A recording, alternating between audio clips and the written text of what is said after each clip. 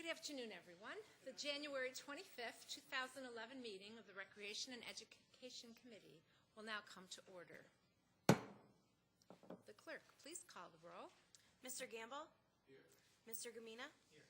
Ms. Cayley? Mr. Tucciarello? Here. Chairwoman Valerio? Here. Is there anyone signed up for the public forum? There is not. Okay. Is there anyone present who would like to speak before the committee at this time? Okay. There being none, the next item on the agenda. Welcome. Don't, I'm just doing the formalities. Okay, the next item on the agenda is the approval of minutes. You have the January 4th, 2011 minutes before you. They will stand approved unless the clerk is notified of any changes by the end of the day. The next item on the agenda is new business. First referral is 11-16. Moved by Mr. Gamina, seconded by Mr. Tucciarello.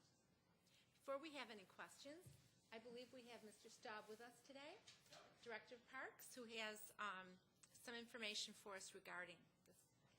Thank you.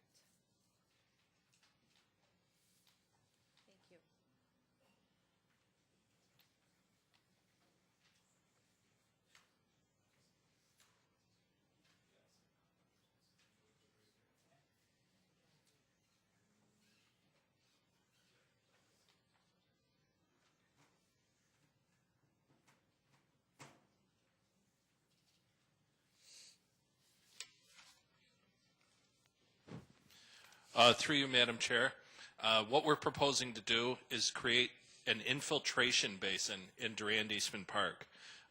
This is an aerial view of the affected area of Durand Eastman Park.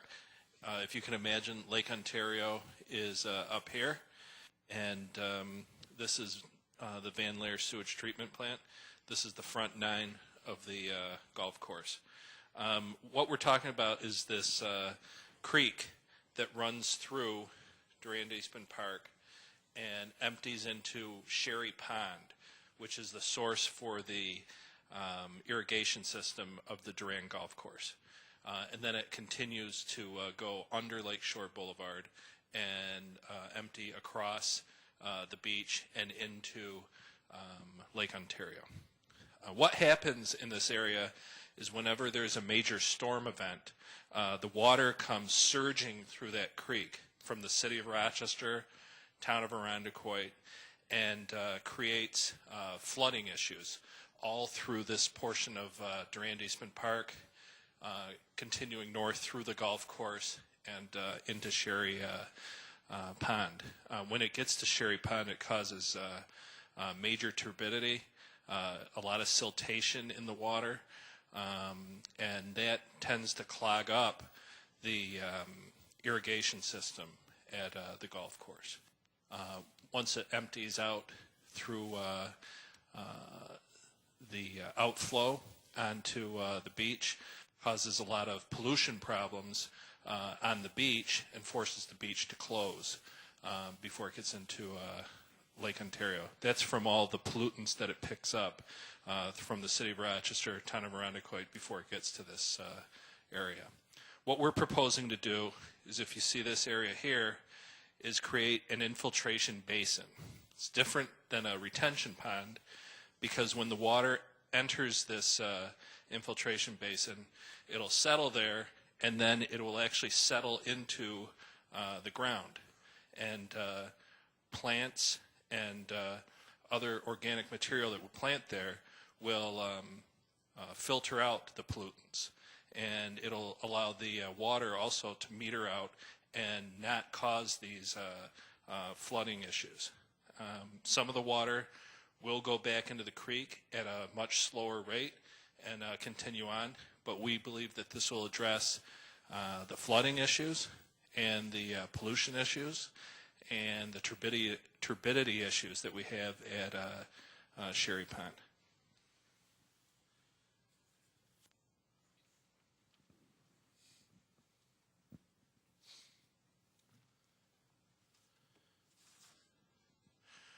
This is an actual rendering of the infiltration basin.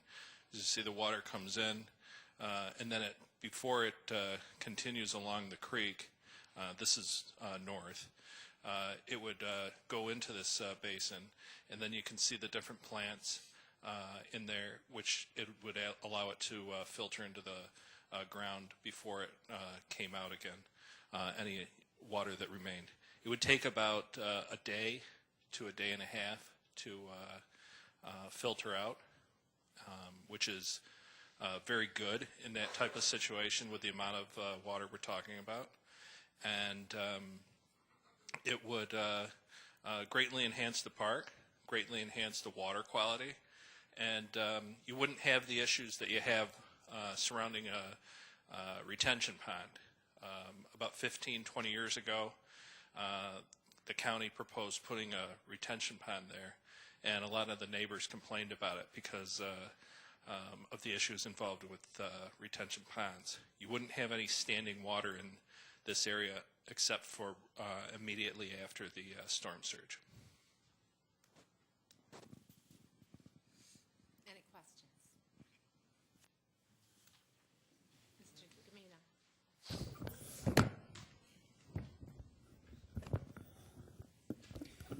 Through you, Madam Chair, to Mr. Staub, do we have these types of retention ponds in other county parks, or will this be the first one? Through you, Madam Chair, once again, it's an infiltration basin, Sorry. not a retention pond. Thank you. You need to get with the program, Thank you. Legislator Gamino. I hear that a lot. But no, this would be the first of its kind in a county park. Okay. And one more question through you, Madam Chair. The design, the contract with Liu Engineers, has this engineering firm, have they done this type of project within the state? Any particular reason why we chose Liu Engineer? Was it a low bid or through the grant? Through you, Madam Chair, that's an excellent question, and there's a really good reason why we picked Liu Engineers. Originally, the city of Rochester looked at doing this as a way to mitigate the pollution going on to Durand Eastman Beach. And they brought it to close to final design using Liu Engineers. And then they got into the issue of where the property was actually located, because while most of Durand Eastman Park is located in the city of Rochester, the original portion of Durand Eastman Park, the area where this infiltration basin would be is in a newer section of Durand, which is actually located in the town of Irondequoit, and the city attorneys determined that the city could not own an area and operate it that was not in their jurisdiction. So at that point, they went another way with, you might have heard of the sponge that they're doing down at the outflow, and they offered up the plans and design to us that they had completed to date, free of charge. And we then took those plans and applied for the grant that you're approving tonight. And when we looked at what needed to be done beyond that, you notice that the amount of money we're asking for Liu is relatively small for a project of this size. That's because most of the work's already been done. This is just to finish it up. Mr. Gamble. Thank you, Madam Chair. I have a couple of questions also. Through you, Madam Chair. What is the timeline of this project, sir? Through you, Madam Chair, we're probably looking at 2012.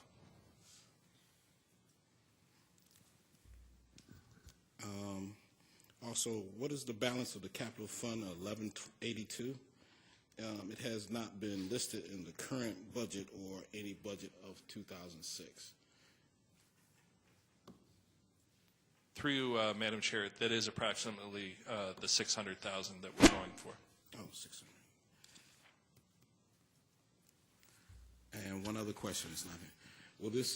Will this make the golf course more effective for us hackers who get out there, Mr. Stuff? Because usually there's a pond build up around it. Through you, Madam Chair, I can't speak to your golfing skills, Mr. Gamble, but I would say that it would make the entire park a better place, and it would definitely make that front nine at the golf course a much better experience for golfers with the far less flooding issues. Thank you very, very much. Excuse me, could you, Mr. Staub, define the word turbidity for me, please? Turbidity? Turbidity. Origin?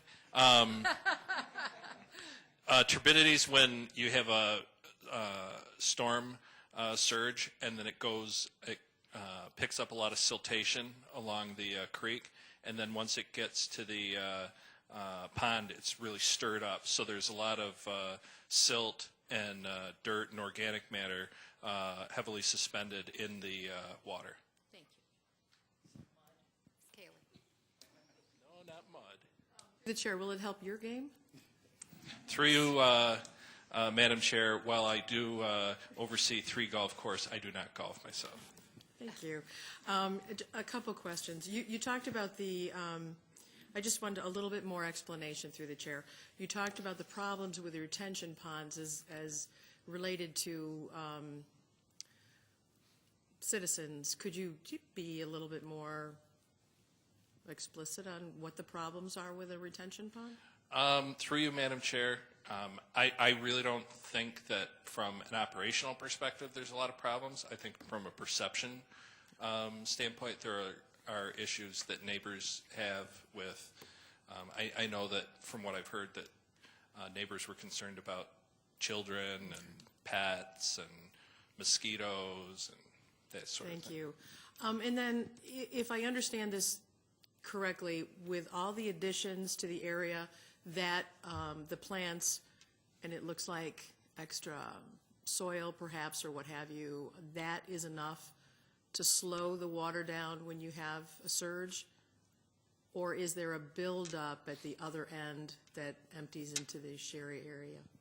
Through you, Madam Chair, this area is designed to handle that storm surge. So yes, this would take care of that storm surge. Thank you. Another one, please. When the question was asked about if Lou had experience with this before, I don't mean to second guess the city or yourself, but through the chair, have they done designs like this before? Through you, Madam Chair, I can't speak to that directly, but I believe they've had similar type experience. Thank you. And just one last one. Everything sounds reasonable when it's explained, and I'm not doubting that it's not going to work. But through the chair, how long after this is completed that we would know that it was successful in what it's supposed to be doing? Through you, Madam Chair, almost immediately. This is basically, and I'm glad Legislator Draws here, it's a giant rain garden. Mm-hmm. So if you've seen rain gardens in operation, they work relatively quickly, and it's all in the design, and it's all in the material you're putting in there, from the soils to the plants. So I would say that this we'd see results from this almost immediately. Thank you. That's encouraging. And I guess that just gave me one more question. Through the chair, is there a lifespan of an filtration such as this? In other words, would there need to be specific inspection and upkeep 5 years down the road or whatever? Do we have knowledge of that? Through you, Madam Chair, we have looked at that, and we anticipate there'd be some maintenance involved, but nothing that we couldn't handle in-house. Perhaps some golf ball retrieval, I don't know. Thank you very much, that's all. Thank you. Any further questions? There being none, all those in favor signify by saying aye. Any opposed? Item carries.